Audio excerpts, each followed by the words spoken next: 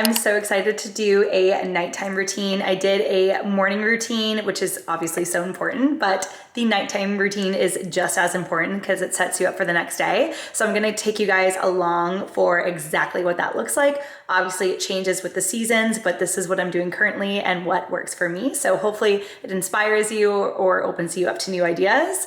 So yeah, I'm excited to take you guys along for the ride. I usually eat dinner between 5 and 6 p.m. because it gives my body enough time to digest all of my food. The closer I eat towards bedtime, the worse my sleep is. So if I'm eating at like 8, 9 o'clock, my sleep is horrible, and I actually have an Oura ring, and it literally tells you, it's like, did you eat too close to bedtime last night? Like your heart rate is elevated, your body's trying to digest food, like it's just not good. And especially since I've been doing this for so long, it's even more intense when I do eat close to bedtime. So I've just completely knocked that. I love eating nice and early, giving my body time to digest. So I'm gonna show you guys what I'm eating. Of course, no dinner is complete without a fun drink.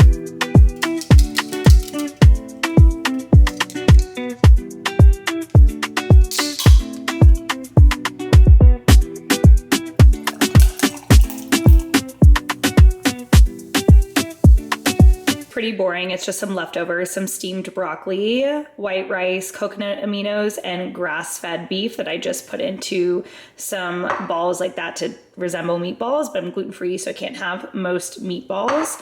I wish I had a little bit more color on the plate, but it's just a basic night of just getting protein, carbs, and veggies in. So I'm gonna sit at my dinner table, I have my meal, and I love to watch something inspirational or something that's just gonna fuel my mind. Right now I'm listening to Paige Lorenz's podcast with Lauren and Michael Boston. Finish up dinner and clean the kitchen a little bit. Now I'm gonna go on my after dinner walk, which is something I just started implementing after I was going through some really bad anxiety, like crippling anxiety problems. I'm talking like multiple panic attacks a day. I was just overdoing it. And I listened to this mental health podcast just talking about going on a walk with no phone, nothing at all, and just connecting and listening. And it's been a huge help. I know this is like nothing new probably to some people, but if you can go for a walk right after dinner, especially when the sun's setting, there's just something really powerful about that time. You're not supposed to bring your phone. I'm bringing my camera just so I can talk a little bit, and then I'm gonna put it away. No podcast, no like self-help podcast, no dog, no spouse, no boyfriend, whatever, just you and yourself. Don't quote me, but they said this is how Steve Jobs got all of his ideas. He took 2 walks a day with no phone or anything, and he just downloaded ideas. Some of my best ideas have came to me during these walks, and it truly, they've like brought me to tears sometimes because I just feel so connected. So I'm gonna go for a little bit of a walk, and I don't bring anything. I don't have a time limit. I just go. I just go. So let's come with. Is an after dinner walk amazing for digestion, amazing for regulating your blood sugar. That's all great. The main reason I do it is for like a walking meditation. Before I go on my walk, I'll say a little prayer that God is present with me while I'm walking and to guide me and speak to me and just show me the way. Obviously, if that doesn't resonate with you, you do not have to do that. But I feel like I can feel just nature and His presence in these walks, which is, again, just amazing for my mental health. And right now I'm very grateful for where I live. But when I moved into this place, I was just in a different spectrum of life. So I wanted to live by the noise. I wanted to live by all the things. So I live in a super populated area, which is great because I'm by a lot of things, but there's nowhere to walk. So I have to walk really far just to find like a road like this that isn't just buildings. So I'm renting right now. I move out in November. I have no idea where I'm moving next, but I'm just in a different spectrum of life now where I want to live a little bit further out.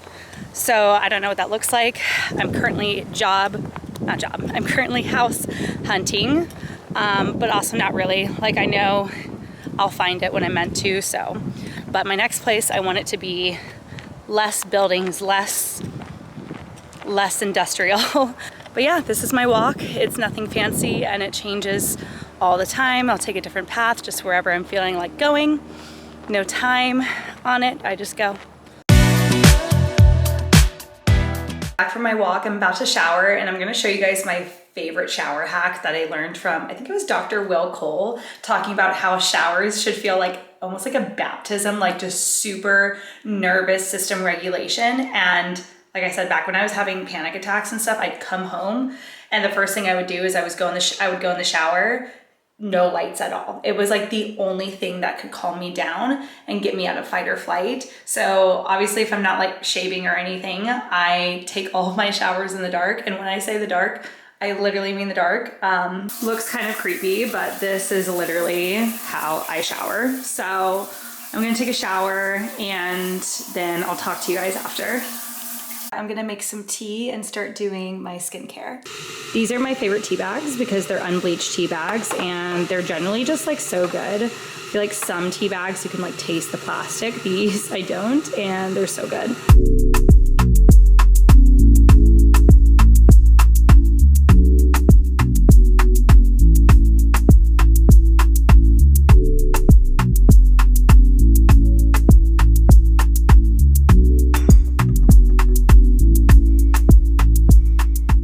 Say your nighttime skincare routine is super important because it sets up your morning skin.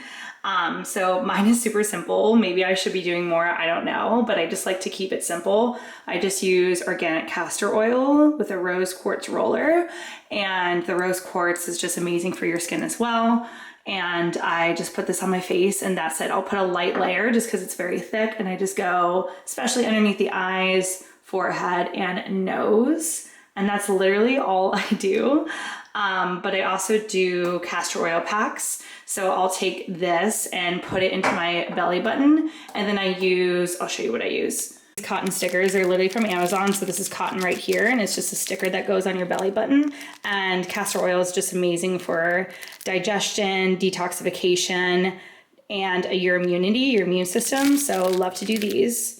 So I'm actually gonna wait to put the castor oil on my face because I want my hair to dry a little bit more. So I'm just gonna go sip my tea, watch the sunset, which is really good for your body, just knowing what time it is. So it's telling your body it's time to go to bed, or about to. It's not time to go to bed yet, but it's just really good for your nervous system to know when the sun is setting. So I'm gonna go watch the sunset. Okay, I dried my hair a little bit. Castor oil is on my face and on my neck. I'm gonna wait to do my belly button till I go to bed, till right before I go to bed. But I'm wanting a little dessert, so I'm gonna make a little yogurt bowl.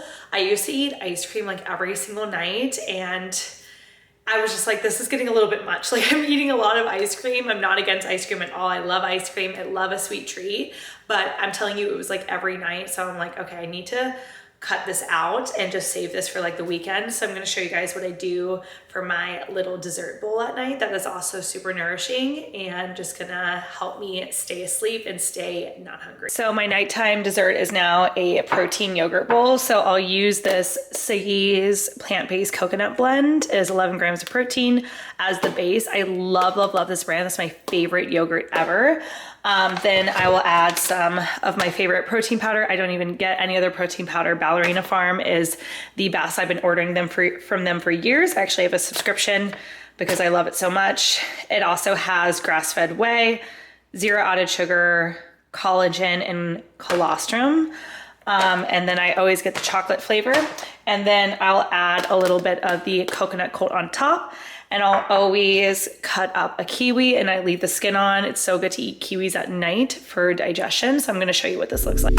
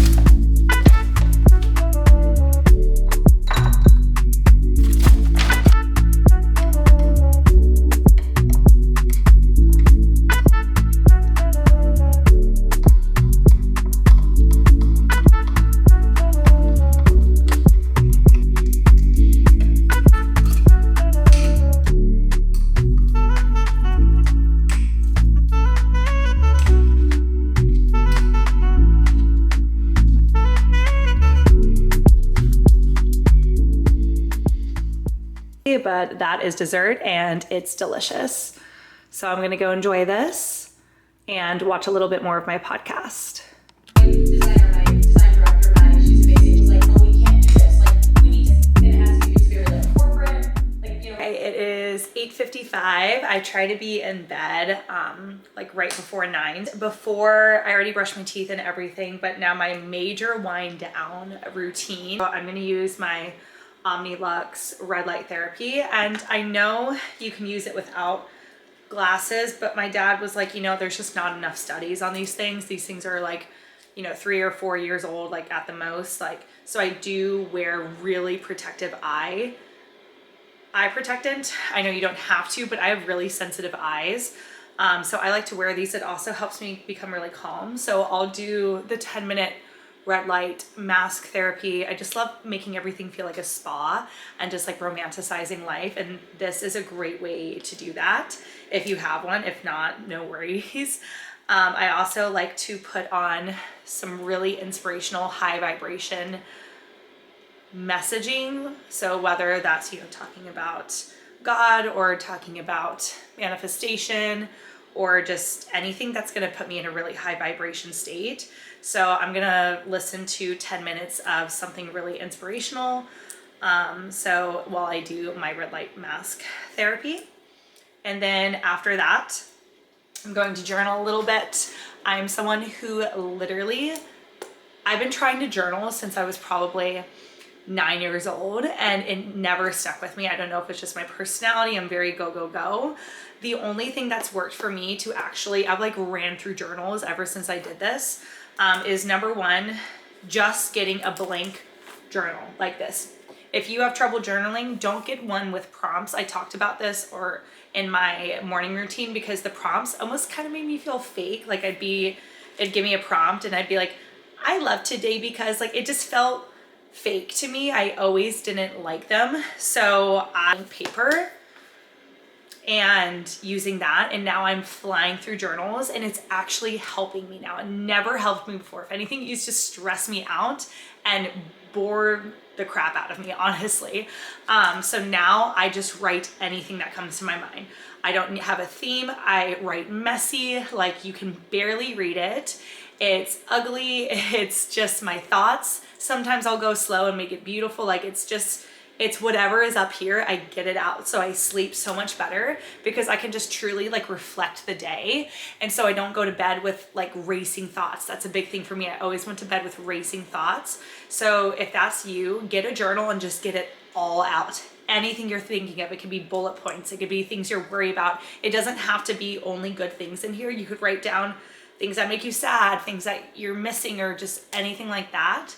And just see where it takes you. Have no plan, open up that journal and just see where it takes you. It's actually really cool and been amazing for changing my life for the better.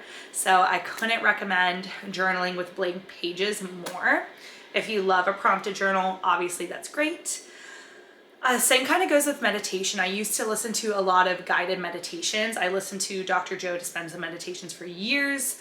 And then now I just meditate on my own. I think guided meditations are amazing. That's the only way I could have gotten started with meditation, but now I know how to do it. I read a whole book about meditation. I'm not saying I'm like the best meditator in the world, but I don't even need a guided meditation. Now I still like them from time to time, but blank pages, blank mind, and meditation and just sensing and being.